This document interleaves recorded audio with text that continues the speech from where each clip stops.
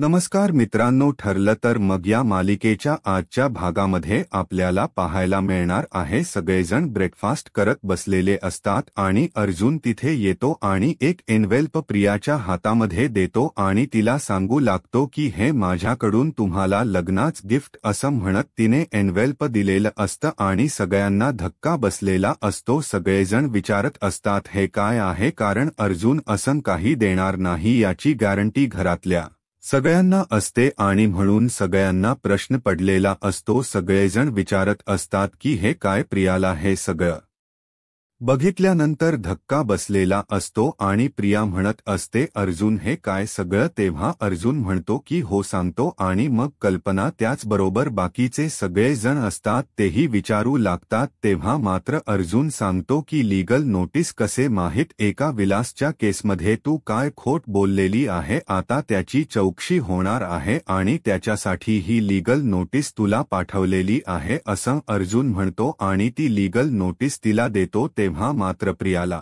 धक्का बसलेला असतो आणि प्रिया अर्जुनला म्हणत असते घरातल्या लोकांशी कोण असं वागत का असं। प्रिया अर्जुनला म्हणत असते त्याचबरोबर प्रिया जे खोट बोललेली आहे त्यामुळे अश्विनने तिची जी धुलाई केलेली आहे ती आपल्याला पाहायला मिळालेली आहे। त्याचबरोबर अर्जुन सायलीचा एक रोमांस पाहायला मिळतो। त्यासाठी प्रेक्षकांनो हा व्हिडिओ शेवटपर्यंत पहा। त्याचबरोबर चॅनलवरती नवीन असाल तर चॅनलला सबस्क्राईब करा, व्हिडिओला लाईक करा। तर इकडे आता सगळेजण घरी बसलेले असतात आणि त्यावेळेस रविराज आणि प्रतिमा येतात। अचानक रविराज आणि प्रतिमा या दोघांची एंट्री झालेली पाहून घरात सगळ्यांनाच धक्का बसतो। सगळेजण पाहत असतात की हे काय नवीन, म्हणजे अचानक हे कसे काय आले हा प्रश्न सगळ्यांना पडलेला असतो आणि सगळेजण त्यांच्याकडे पाहत असतात। त्यासोबतच इकडे आपल्याला पाहायला मिळत की आज अचानक तेव्हा रविराज म्हणतात की अगदी प्रतिमा मला नेहमी कसं म्हणायची पहिले त्याच पद्धतीने आजही बोलली आणि आज ती म्हणाली की आपण पूर्णाईकडे जाऊन येऊया का, जसं पहिले जायचो तसं अगदी धावती भेट घेत मग म्हण चला जाऊया, अगदी प्रतिमाला वाटते ना म्हणून, आणि मग तेवढं पहिलं जस आम्ही यायचं तसंच। आणि सुभेदार आणि किल्लेदार कुटुंब कधी कोणाकडे सांगून आलेला आहे का, प्रत्येक वेळेस सांगताच आपण एकमेकांकडे जात असतो, त्यामुळे आज तेच ठरवलं। तेव्हा पूर्णा म्हणते की हो बरोबर आहे रविराज, तुम्ही आज जे केलं ते अगदी बरोबर आहे असं म्हणत खूप छान वाटलेलं आहे असं म्हणणं पूर्णाजीच असतं। आणि त्यासोबतच इकडे आपल्याला पाहायला मिळत की जेव्हा या सर्व गोष्टी घडत असतात तेव्हा मात्र इकडे रविराज म्हणत असतो की या आधीच्या गोष्टी घडलेल्या होत्या त्यामुळे असं घडणं स्वाभाविक आहे, वाटणार नाही। तेव्हा पूर्णाजी म्हणत असते की रविराज काळजी काय करताय, आधी तुमच्या बायकोच हे माहेर होतं आणि आता तुमच या लेकीच सासर आहे, त्यामुळे आता हे सगळं जे काय आहे ना ते तुम्ही बिनधास्त करू शकता। तुमच्या लेकीसाठी आमच्या सगळ्यांसाठी तुम्ही कधीही इथे येऊ शकता असं पूर्णाजी रविराजला सांगत असते। रविराजला जेव्हा पूर्णाजी या सर्व गोष्टी सांगत आहे तेव्हा रविराजला ही खूप छान वाटत आहे। सगळेजण आता छान गप्पा मारत बसलेले असतात आणि त्याचबरोबर रविराजला इकडे पूर्णाजीच असं म्हणणं असतं की फायनली आपले दिवस पूर्वीचे परत आलेले आहे। प्रतिमा ही छान बोलत असते आणि सगळेजण बोलत बसलेले असतात, सगळ्यांना खूप छान वाटत असतं। फायनली किल्लेदार आणि सुभेदार कुटुंब हे एकत्र आलेलं असतं आणि त्याचबरोबर हे सगळे बोलत बसलेले आहेत। अश्विन तिथे आहे आणि मग अश्विनला लगेचच रविराज विचारतो की तन्वी कुठे आहे, तेव्हा अश्विन सांगतो की ती कॉलेजसाठी गेलेली आहे। तेव्हा मात्र इकडे रविराजला बसलो धक्का बसतो, पण तो सांगतो की हो कॉलेजचा काम आहे ना म्हणून ती गेलेली आहे। तेव्हा मात्र सगळेजण आता तिथे आहेत आणि रविराज पाहत असतो। रविराज म्हणतो की चला म्हणजे तन्वीचा अभ्यास वगैरे कॉलेज वगैरे व्यवस्थित चाललेला आहे ना, काही प्रॉब्लेम नाहीये ना, हे सगळं बोलणं सुरू झालेलं असतं आणि रविराजला खूप छान वाटत असतं. रविराज बाजू घेत असतो आणि बोलत असतो. त्यानंतर इकडे आता प्रतिमा सर्वजण तिथे असतात. तेवढ्यातच अर्जुन सायली दोघेही आलेले दिसतात आणि मग अर्जुन सायली आल्या आल्या प्रतिमा त्या तुम्ही आणि अर्जुन पण म्हणू लागतो की सिनियर तू आलायस असं म्हणत अर्जुन बोलत असतो आणि त्यासोबतच अर्जुनला खूप छान वाटत असतं आणि मग सायली म्हणते बस आम्ही तुमच्यासाठी कॉफी करते असं सायली सांगत असते. तेव्हा मात्र इकडे रविराज आणि प्रतिमा म्हणतात की नाही नको. तेव्हा सायली म्हणते नाही करतेच की आणि मग प्रतापला मात्र खूप छान वाटत असतं कारण सायली जे आदरातिथ्य करत आहे तेवढ्याच प्रेमाने करत आहे.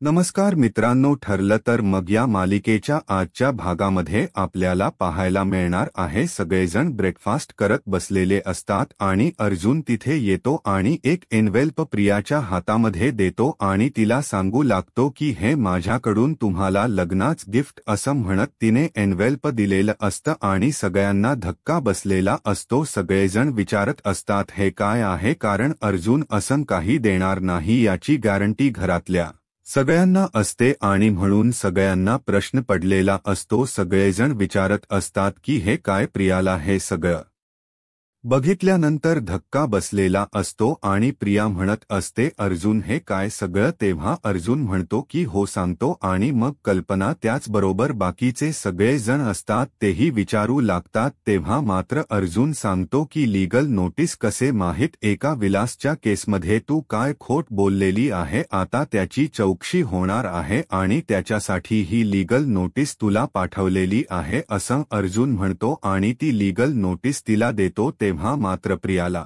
धक्का बसलेला असतो आणि प्रिया अर्जुनला म्हणत असते घरातल्या लोकांशी कोण असं वागत का असं.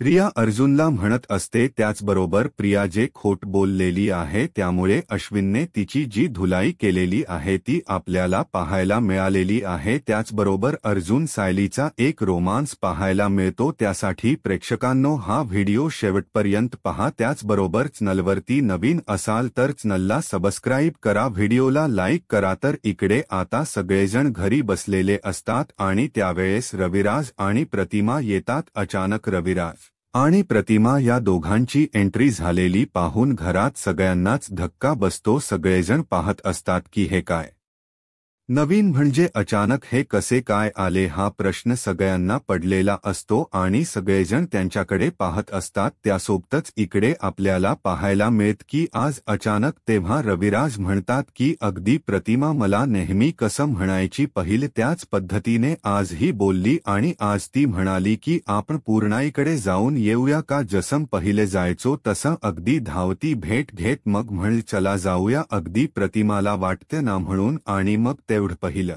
जस आम्ही यायचं तसंच. आणि सुभेदार आणि किल्लेदार कुटुंब कधी कोणाकडे सांगून आलेला आहे का. प्रत्येक वेळेस सांगताच आपण एकमेकांकडे जात असतो त्यामुळे आज तेच ठरवलं. तेव्हा पूर्णा म्हणते की हो बरोबर आहे रविराज तुम्ही आज जे केलते अगदी बरोबर आहे असं म्हणत खूप छान वाटलेलं आहे असं म्हणणं पूर्णाजीच असतं. आणि त्यासोबतच इकडे आपल्याला पाहायला मिळत की जेव्हा या सर्व गोष्टी घडत असतात तेव्हा मात्र इकडे रविराजला रविराज म्हणत असतो की या आधीच्या गोष्टी घडलेल्या होत्या त्यामुळे असं घडणं स्वाभाविक आहे वाटणार नाही. तेव्हा पूर्णाजी म्हणत असते की रविराज काळजी काय करताय, आधी तुमच्या बायकोच हे माहेर होतं आणि आता तुमच या लेकीच सासर आहे त्यामुळे आता हे सगळं जे काय आहे ना ते तुम्ही बिनधास्त करू शकता. तुमच्या लेकीसाठी आमच्या सगळ्यांसाठी तुम्ही कधीही इथे येऊ शकता असं पूर्णाजी रविराजला सांगत असते. रविराजला जेव्हा पूर्णाजी या सर्व गोष्टी सांगत आहे तेव्हा रविराजला ही खूप छान वाटत आहे. सगळेजण आता छान गप्पा मारत बसलेले असतात आणि त्याचबरोबर रविराजला इकडे पूर्णाजीच असं म्हणणं असतं की फायनली आपले दिवस पूर्वीचे परत आलेले आहे.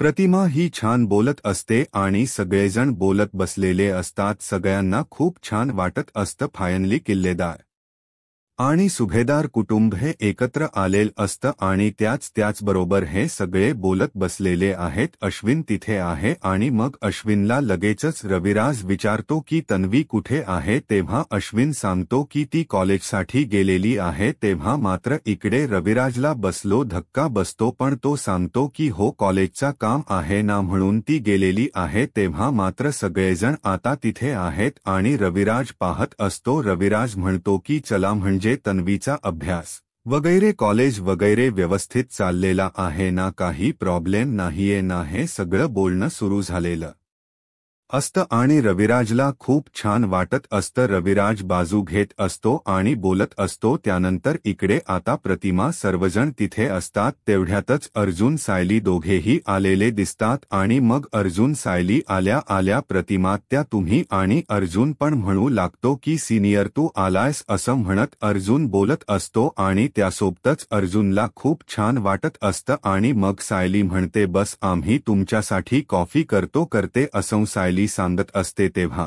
मात्र इकडे रविराज आणि प्रतिमा म्हणतात की नाही नको. तेव्हा सायली म्हणते नाही करतेच की, आणि मग प्रतापला मात्र खूप छान वाटत असतं कारण सायली जे आदरातिथ्य करत आहे तेवढ्याच प्रेमाने करत आहे गोष्टींचा. मग कळलं असतं का तुला असं म्हणत अर्जुन तिला बोलत असतो आणि अक्षरशः प्रियाची वाटच लागते कारण तिच्यासमोर तिथं आलेले असतात ते म्हणजे तिचे आईबाबा. प्रिया आता विचार करायला लागते की हे सगळं काय घडतंय, म्हणजे या सगळ्यातून काय आहे हे सगळं, कशा पद्धतीने आहे, कसं मॅनेज करू हे सगळं, हा प्रश्न तिला पडलेला असतो. आणि म्हणून प्रिया मात्र बोलत असते आणि त्याचबरोबर घरातले सगळेजण तिच्याकडे पाहत असतात. प्रिया म्हणत असते काय झालं माहितीये का की मी, आणि तिचे बोलती बंद झालेली असते. तिला कळतच नसे की आता काय बोलू. ती म्हणत असते की मला ना कळतच नाहीये की मी ना कॉलेजला अगदी गेटपर्यंत गेले होते घराच्या आणि मला अचानक माझ्या मैत्रिणीचा कॉल आला, माझं कॉलेजमध्ये अर्जंट काम आहे आणि म्हणून मग मी मैत्रिणीचा कॉल आला म्हणून मी मैत्रिणीकडे गेले असं. प्रिया आता धडधडीत खोट बोलायला सुरुवात करते. युजुअल तिला जी सवय आहे त्या पद्धतीने तीन खोट बोलत असते आणि तिला ज्या पद्धतीने सवय आहे ती नेहमी बोलत असते तसंच खोट बोलते. आणि मग धावत जाऊन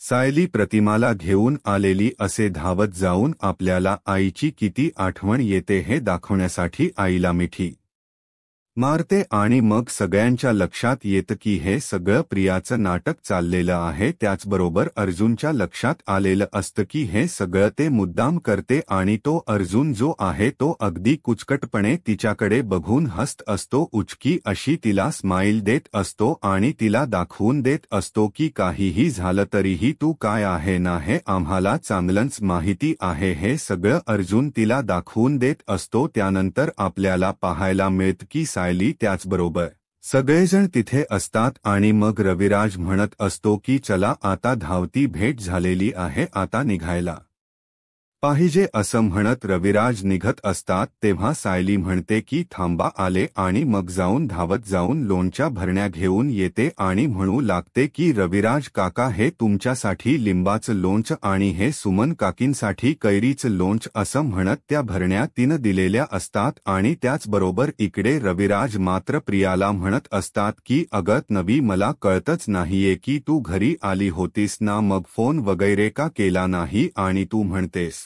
घरी आली होती तर मग का सांगितलं नाही असं रविराजी तिला आता प्रश्न करू लागतो. तेव्हा मात्र प्रियाची वाट लागलेली असते, तिच्याकडे उत्तरच नसतं द्यायला. ती काय बोलणार हा प्रश्न तिच्या पुढे असतो कारण काहीही झालं तरीही तिने जे खोट बोललेली आहे त्यामुळे हे सगळं समोर आलेलं असतं. त्यानंतर आपल्याला पाहायला मिळतं की अर्जुन म्हणत असतो की कस माहिती का अश्विन, मला काय वाटते माहिती आहे का, तुझं जरा काहीतरी चुकत आहे बघ, म्हणजे तू तन्वीकडून शिकून घे कसम, तू खोट नाही बोलू शकत. तू मगाशी काय सांगितलेलं होतं घरात, तू सांगितलेलं होतं की नवी कॉलेजला गेली, तुला तसं तिने कळवलं होतं, पण आज मला आता कळतं की तिने तुला कळवलंच नव्हतं.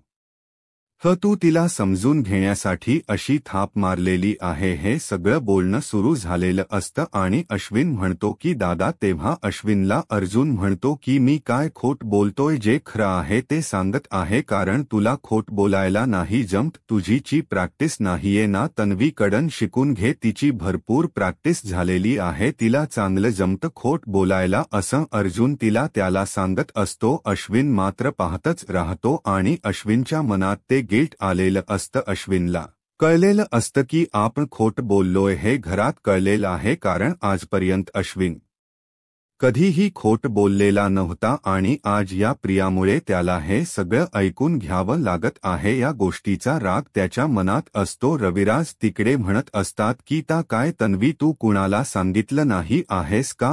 अश्विनला तरी सांगून जायचं. आता रविराजने पण प्रियाची वाट लावायला घेतलेली असते, कारण सगळ्यांनाच धक्का बसलेला असतो की प्रिया हे काय करते. पण सायली आणि अर्जुनला मात्र याबद्दल पुरेशी कल्पना असते, कारण प्रिया काय वागू शकते हे त्यांच्या इतकं दुसरं कोणालाच माहिती नाही, कारण ते दोघेजण अगदी चांगल्या पद्धतीने ओळखून आहेत की प्रिया कोणत्या थराला जाऊ शकते आणि कशी वागू शकते. इकडे अर्जुन त्याचबरोबर सगळेजण तिथे असतात. अर्जुन जरा जास्तच बोलत असतो, तेव्हा सायली अर्जुनला म्हणते की अहो तुम्ही जरा शांत बसता का, कारण सगळ्यांना माहिती आहे. सायली बोलली तरच अर्जुन ऐकत असतो. ही गोष्ट मात्र आता सगळ्यांच्याच लक्षात आलेली असते. अश्विन मात्र हादरलेला असतो आणि प्रिया म्हणते ते कसं झालं माहितीये का, की मी आणि असं ते बोलायला सुरुवात करते. त्यानंतर आपल्याला पाहायला मिळतं की प्रतिमा त्याचबरोबर सगळेजण आता तिची बोलत आहेत आणि प्रतिमा आणि रविराज म्हणतात की आम्ही निघतो. अर्जुनच्या लक्षात आलेलं आहे की प्रियाने काय गोंधळ घातलेला आहे, तिचं काय कांड झालेला आहे हे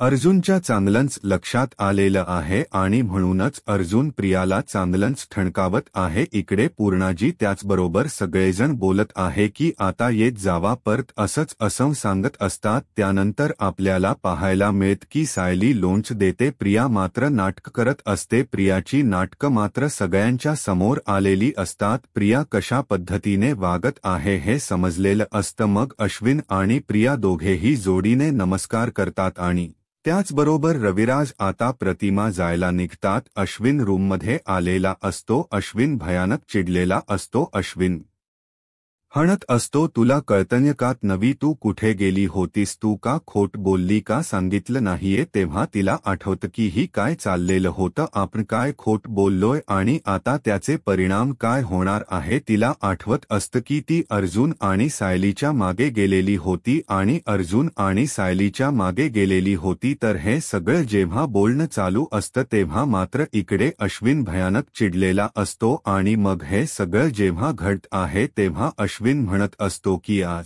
पहिल्यांदा मी तुझ्यामुळे माझ्या घरच्यांशी खोट बोललेलो आहे. आजपर्यंत मी कधीच या घरच्यांशी खोट बोललेलो नाही आणि आज तुझ्यामुळे ते सगळं मला बोलावं लागलेलं आहे. अश्विनला मात्र खूप राग आलेला असतो. अश्विन भयानक चिडलेला असतो. प्रिया मात्र रडकुंडीला आलेली असते. इकडे आपल्याला पाहायला मिळतं की महिप्त आहे तो आता ॲडव्होकेट दाबीन यांच्या ऑफिसमध्ये आलेला आहे आणि महिप्त तिथे त्या वॉचमनला मारामारी करत आहे. महिप्तच असं म्हणणं आहे की एवढे मोठे पैसे मोजलेत मी, मला आज जायचं आहे आणि मी आज जाणारच आहे.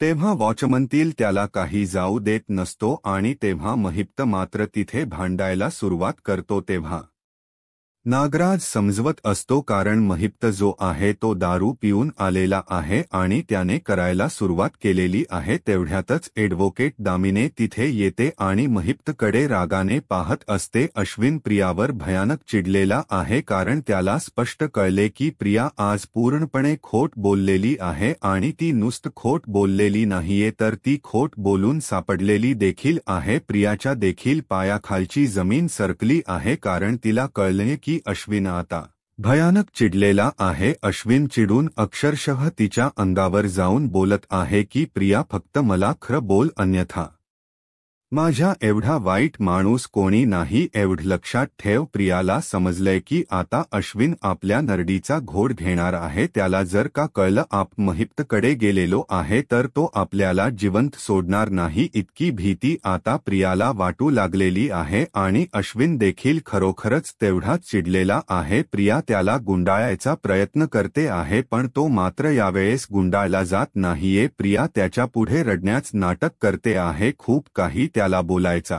प्रयत्न करते आहे, माफी मागती आहे पण तो चिडलेला आहे. तो फक्त एकाच गोष्टीवर ठाम आहे, तू कुठे कुठे गेली होतीस ते मला सांग आणि आता अजिबात खोट सांगू नको. तू खोट का बोलतेस ना ते देखील सांग. यावेळेस मी शांत बसणार नाही असं देखील तो बोलतोय. त्याच वेळेस प्रियान आता अजून नाटक करायला सुरुवात केली. ती अश्विनचा चेहरा आपल्या हातात घेते आणि म्हणते तुला असं वाटतं ना मी खोट बोलते पण मी खोट नाही बोलत आहे. मी तुला सांगू कुठे गेलेले होते. आता मी तुला खरं सांगते असं म्हणून दादात खोट बोलायला तिने सुरुवात केलेली आहे. ती म्हणते मी मंदिरात गेलेली होते. अश्विनला कळतच नाही की ही मुलगी असं का सांगायला लागलेली आहे. तो म्हणतो मग हे तू सांगून जाऊ शकत होती ना. प्रिया म्हणते हो सांगून जाऊ शकत होते पण मी कसं सांगू तुला की मलाच कळत नव्हतं. मी मंदिरात जाणार आहे म्हणजे मी शून्यामध्ये होते आणि रस्त्याने फक्त चालत होते. तू विचार कर ना माझ्या मागे किती टेन्शन आहे.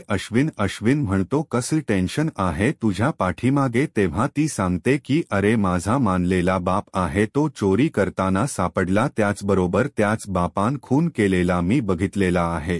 आश्रमात देखील अश्विन माझ्याबरोबर असंच व्हायचं असं म्हणून तिने गुंडाळायला सुरुवात केली आहे. इकडे आता दामिनी देशमुख महपतच्या समोर येऊन उभारलेले आहे. दारू पिऊन आलेला महिप्त आता तिच्या अक्षरशः पाया पडतो आणि म्हणतोय तुमच्यासाठीच मी आलोय अहो. तुम्ही माझ्या मुलीची केस घेतली, तुमच्यामुळे माझी मुलगी घरी आली. मी तुमचा लय लय लय आभारी आहे असं म्हणून महिप्त आता दारूच्या नशेत दामिनी देशमुखच्या अक्षरशः पाया पडत आहे आणि त्यांच्यापुढे लोटांगण घेत आहे. नागराज त्याला उचलतोय आणि म्हणतोय भास्कर आता त्यांना राग येईल पण महिप्त मात्र ऐकण्याच्या मूडमध्ये नाहीये. तो म्हणतोय तुमचे किती उपकार मानावे तेच कमी आहे.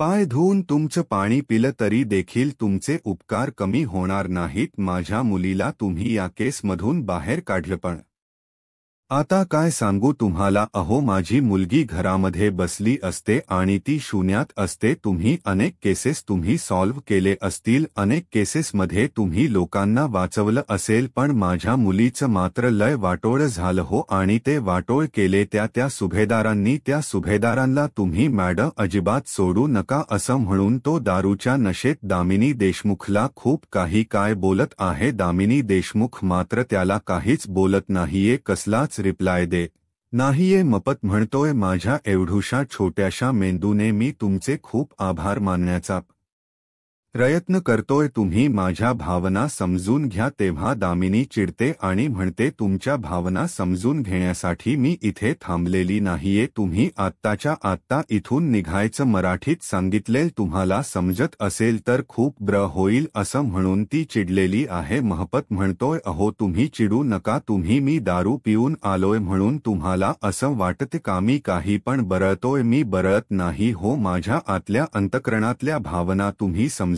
घ्या. मी खरंच खूप खुश आहे तुम्ही आमची केस घेतली. माझ्या मुलीला या केसमधून तुम्ही बाहेर काढताय. इतके दिवस ती जेलमध्ये होती, आता ती घरी आलेली आहे. कसं सांगावं नागराज शेठ तुम्ही सांगा की आता मी यांच्या उपकाराखाली किती दबून गेलेलो आहे. पैसा ही गोष्ट काय महत्वाची नाहीये. तुमचे जे उपकार आहेत ना ते कसं फेडू असं म्हणून मपत रडायला लागलेला आहे. नागराज त्याला जवळ घेतोय आणि सांगतोय थोडं जास्त व्हायला लागलंय असं करू नका, आपल्याला आता जावं लागणार आहे. तर तो नागराजला देखील ढकलतो आणि तो थांब, आज सगळ्या भावना व्यक्त झाल्याशिवाय मी जाणार नाही, कारण मला ह्यांना सांगू दे की यांनी माझ्यावर किती उपकार केलेत असं म्हणून तो दामिन देशमुखच्या जवळ जात असतो तेव्हा तिथला सिक्युरिटी गार्ड मपतला माग ढकलतो. मपत त्याच्यावर चिडतो आणि म्हणतो आपल्या अंगाला हात लावायचा नाही, अजिबात आपल्या अंगाला हात लावायचा नाही असं तो बोलत असतो. इकडे प्रियान गुंडाळायचा प्रयत्न सुरू केला. हो मी मंदिरात गेले होते आणि त्यामुळेच मी तुला काही सांगितलं नाही. आता ही गोष्ट मात्र अश्विनला अजून पटलेली नसते पण प्रिया मात्र त्याला चांगलं पटवून देत आहे.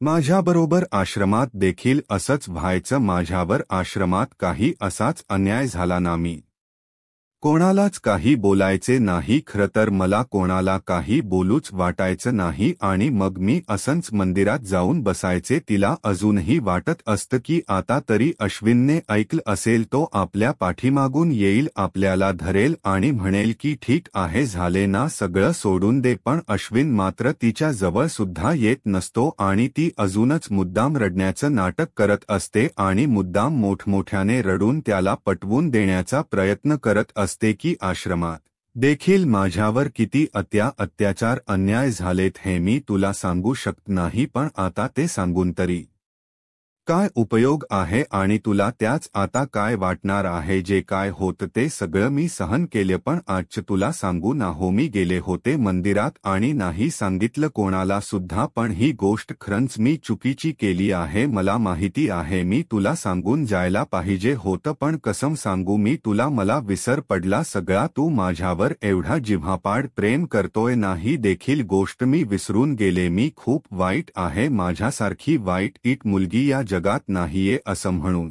ती स्वतःला कोसायला लागते, कान पकडून माफी मागायला लागते आणि म्हणते खरंच मला माफ कर, माझ्यासारखं वाईट कोणच नाहीये असं जेव्हा ती बोलते तेव्हा अश्विन पूर्ण पगळून गेलेला आहे. तो प्रियाच्या शब्दात आलेला आहे आणि तो प्रियाला म्हणतोय ठीक आहे जाऊ दे, तुला आता पश्चाताप वाटतोय ना. माझं फक्त एकच मत असतं की तू मला खोट बोलू नये. कशासाठी खोट बोलायचं मला सांगायचं ना. मंदिरात गेले होते, एवढी छोटी गोष्ट होती, मी कशाला तुला रागवला असतो. मी म्हणलो असतो ठीक आहे मंदिरात गेलीस ना तर जाऊ दे, सर्वांच्या समोर मला खोट बोलावं लागतंय ही गोष्ट मला पटत नाही. प्रिया म्हणते हो आता मला समजलं की तू माझ्यावर खूप जीवापाड प्रेम करतोयस आणि मी पण तेवढंच करते. माझं चुकलेल आहे, मी माफी मागितली तरी देखील ते कमी आहे, पण यावेळेस तरी मला माफ करावस तू असं मला वाटतं. असं म्हणून ते पुन्हा पुन्हा अश्विनची माफी मागून त्याला गुंडाळायचा प्रयत्न करतच आहे. इकडे महिपने हात जोडलेत आणि तो दामिनी देशमुखला म्हणतोय खरंच तुम्ही ही केस घेऊन माझ्यावर किती उपकार केलेत. आता मी तुम्हाला सांगू शकत नाहीये, फक्त एक सांगतो आता त्या सुभेदारांना सोडू नका. त्या सुभेदारांवर अशी केस उलटवा की आयुष्यभर त्या केसमधून ते बाहेर पडले नाहीत पाहिजे. तेव्हा नागराज त्याला म्हणतोय महिप्त आता चल. दामिनी देशमुख यांना राग आला ना तर तुझं काय खरं नाहीये, कारण त्या एकदा चिडल्याना काय करतील सांगता येत नाही. तरी देखील महिप्त त्याला म्हणतो तू जरा गबसतो. नागराज शेठ तुम्ही ऐका जरा माझं, आज मला आनंद साजरा करू द्या. पण आनंद कसा साजरा करू, खरं तर आजच हे दुःख आहे असं म्हणून आता चक्क महपत दामिनीच्या समोर नाचायला लागलेला आहे. आनंदी आनंद गडे दुःख चोहीकडे, आनंदी आनंद गडे दुःख चोही सोहीकडे, अशी नवीनच कविता त्याने सुरू केलेली आहे आणि त्यावर तो नाचायला लागलेला आहे. नागराजला समजलं की आता काही खरं नाहीये, कारण दामिनी देशमुखचा पारा खूपच चढलेला आहे आणि जर का महिप्त असंच करत राहिला तर महिप्त मार खाईल ते वेगळं आणि दामिनी देशमुख काहीतरी केस करतील किंवा आहे ती केस सोडून देतील अशी भीती आता नागराजला मात्र चांगलीच वाटू लागलेली आहे. इकडे प्रियाने अश्विनला पुरता गुंडाळून टाकलेला आहे. ती त्याला म्हणते आता तरी तुझा विश्वास बसलाय ना. तेव्हा अश्विन म्हणतो हो अगदी 100 माझा तुझ्यावर विश्वास आहे आणि तू मंदिरातच गेलेला असणार आहे हे मला माहीत आहे. माझं फक्त एकच मत असते की जे काय असेल ना ते मला खरं सांगत जा. तेव्हा प्रिया त्याला म्हणते हो इथून पुढे मी खरंच सांगत जाईल, पण यावेळेस तू फक्त मला माफ कर. अजून महिपची इकडे नाटकं चालू झालेली आहेत. आता दामिनी देशमुख पुरती चिडलेले असते आणि ती म्हणते, आत्ताच्या आत्ता जर का तुम्ही माझ्या ऑफिसच्या बाहेर गेला नाही तर मी काय करेल ना ते तुम्हाला माहिती नाहीये. नागराज म्हणतो, महिप्त लवकर चल. पण महिप्त मात्र ऐकण्याच्या मूडमध्येच नाही. तो म्हणतो, हे बघा तुम्ही मला चुकीचं समजताय. मी तुमचे आभार मानायला आलोय, तुम्हाला त्रास द्यायला आलेलो नाही. दामिनी देशमुख म्हणते, हे तुम्हाला वाटतं पण तुमच्या या सगळ्या गोष्टीचा मला किती त्रास होतोय ना ते मी तुम्हाला सांगू शकत नाही. असलं वर्तन केलेलं मला अजिबात आवडत नाही आणि याचे परिणाम किती वाईट होतील ना हे तुम्हाला कळत नाही. मी तुमच्यावर अश्लील वर्तनाची केस ठोकेल. तेव्हा मात्र नागराज एकदम घाबरतो आणि म्हणतो, महिप्त तुझं जास्त व्हायला लागलं, आत्ताच्या आत्ता बाहेर चल. असं म्हणून महिप्तच्या खांद्यावर हात ठेवून तो त्याला आता बाहेर घेऊन गेलेला असतो. तर इकडे सायलीने देवापुढे दिवा लावलेला असतो आणि देवापुढे दिवा लावून ते देवाचे आभार मानत असते.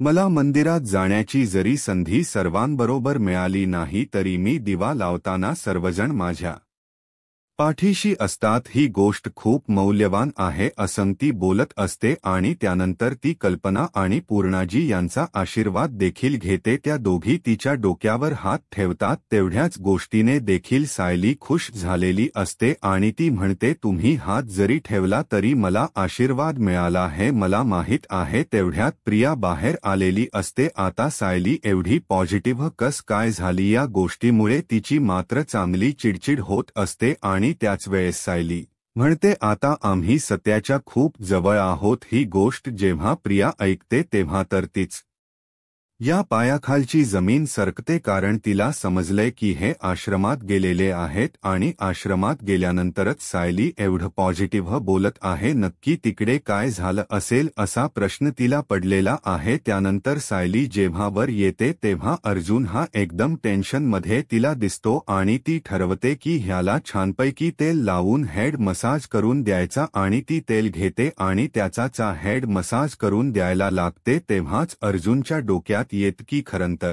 सगळं काम हे जास्तीत जास्त काम तर आपली सायली करत असते. तो म्हणतो, मला हेड मसाजची काही गरज नाहीये. हेड मसाजची गरज तुम्हाला आहे कारण तुम्ही घरचं पण काम करता आणि मला केसमध्ये पण मदत करता. मी तुम्हाला हेड मसाज करून देणार. सायली नको म्हणत असते पण अर्जुन अतिशय प्रेमान तिला स्वतःच्या जवळ बसवतो आणि तेलाची वाटी घेऊन त्यातलं थोडसं तेल तिच्या डोक्यावर लावतो आणि शांतपणे तिच्या डोक्याचा हेड मसाज करत असतो. सायली ते शांतपणे सगळं पाहत असते आणि तिला खूप चांगलं वाटत असतं. उद्याच्या भागामध्ये आपल्याला पाहायला मिळतं की अर्जुनने लीगल नोटीस प्रियाला दिलेली आहे आणि ती लीगल नोटीस पाहून प्रिया पुरती घाबरून गेलेली आहे. अर्जुन तिला सांगतोय, हे गिफ्ट आहे माझ्याकडून आणि आता कोर्टामध्ये मी जे काही विचारेल त्या प्रश्नाची परत एकदा नीट उत्तर द्यायची आहे. अशाच मालिकेच्या अपडेटसाठी आत्ताच माझा महाराष्ट्र या यूट्यूब चॅनलला सबस्क्राईब करा. धन्यवाद.